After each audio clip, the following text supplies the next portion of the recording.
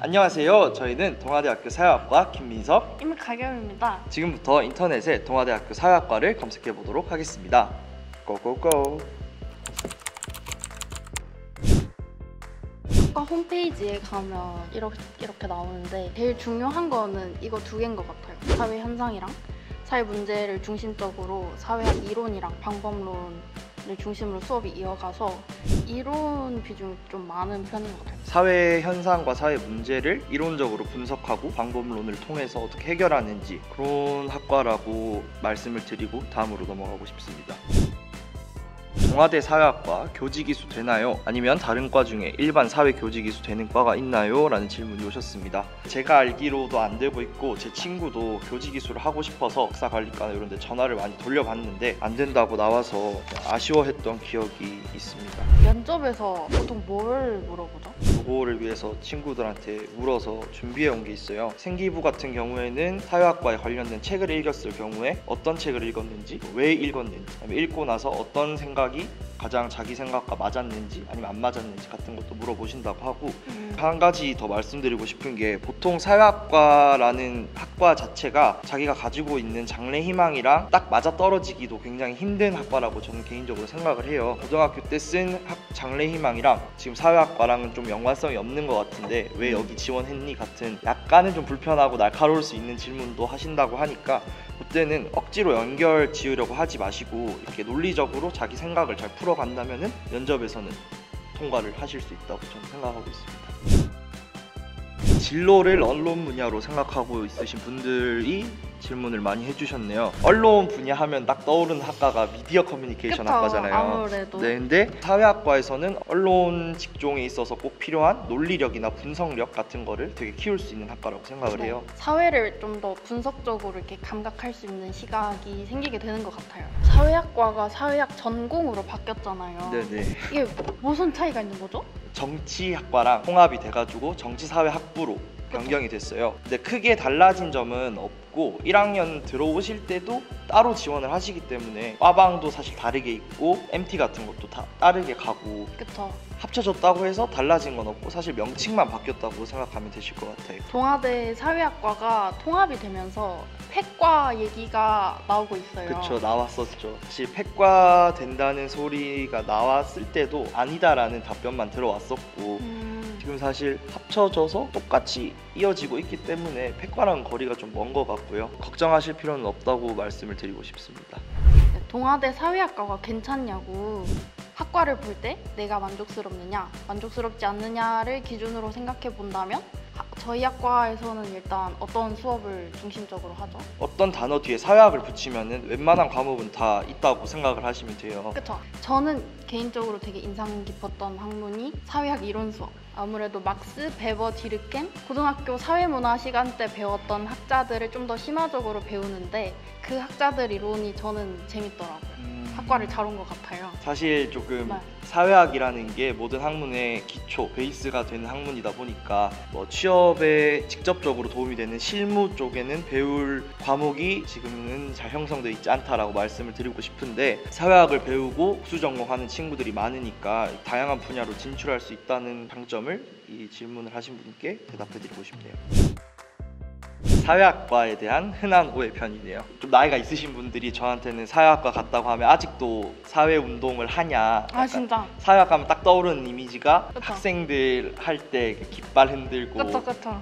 선두에 서서 그런 느낌이 아직 있다 보니까 그런 질문을 많이 받는 것 같아요. 어른들께서 어느 학과로 진학을 했니? 하시면 사회학과 진학했어요. 그러면 그게 뭐 하는 데냐? 하면서 그 뭐 하는 데냐 하는 질문에 뭔가 그 색깔이 살짝 섞여 있어요. 사회학과에 다 다닌다라고 하시면은 받는 질문이 뭐 하는 과예요가 제일 맞아요. 많은 것 같은데 간호학과다 그러면 아 간호사가 되겠네 그렇게 하는데 사실 사회를 배우겠네 하기에는 사회라는 건 조금 많이 넓은 스펙트럼을 많이, 가진 네. 주제다 보니까 뭘 배우나 이렇게 물어보시는 분들이 많은데 사실 고등학교 때 사회문화 한 번쯤은 다들 배워보셨을 거예요. 사회문화 하면 나오는 학자 3명 있죠. 저희 막스, 가장 베버, 대버 디르켄.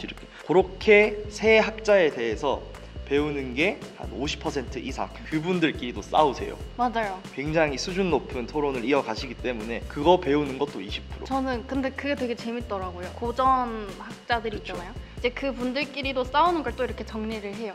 그러면은 그분들끼리 싸운 걸 정리한 또 다른 후대 학자가 있는데 그 후대 학자는 또 어떻게 비판적으로 계승을 했는지를 또 이렇게 정리를 하고 하다 보면은 재미가 있다는 점.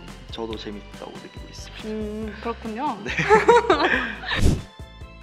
사회학과나 정치외교학과는 어디로 많이 취직하는지도 궁금하네요 라고 질문을 해주셨는데, 항상 진로에 대한 질문을 들으면은 제일 먼저 하는 말이 정말 다양하다. 저희 배우는 거 자체가 다양하기도 하고, 어떤 직업에 콕 찍어서 이 진로를 희망하는 사람이 사회학을 배우면 좋다라고 할 수 있는 게 아니기 때문에, 사실 취직은 예를 들 수 없을 정도로 다양한데, 예를 들어보자면 은행원 분들도 계시고 공기업에 취직한 분들도 계시고 연극 극단을 기획하시는 분들도 계시고, 이렇게 세 개만 말해봤는데도 전혀 연관성이, 직업 사이 연관성도 없고 다양한 방면으로 취직하신다고 생각하면 될 것 같습니다. 좀 구체적으로 취직이 잘 되는 분들의 케이스를 보면 학과 수업 말고도 자기만의 어떤 역량을 키우는 다양한 활동들을 많이 하세요. 사회학과라는 출신만으로도 되게 참가할 수 있는 대외 활동들이 많기 때문에 대학교에 입학을 하신 다음에 이런 활동들이 있네, 이런 활동들이 있네 하면서 다양한 활동들을 찾아보시고, 또 수업을 들으면서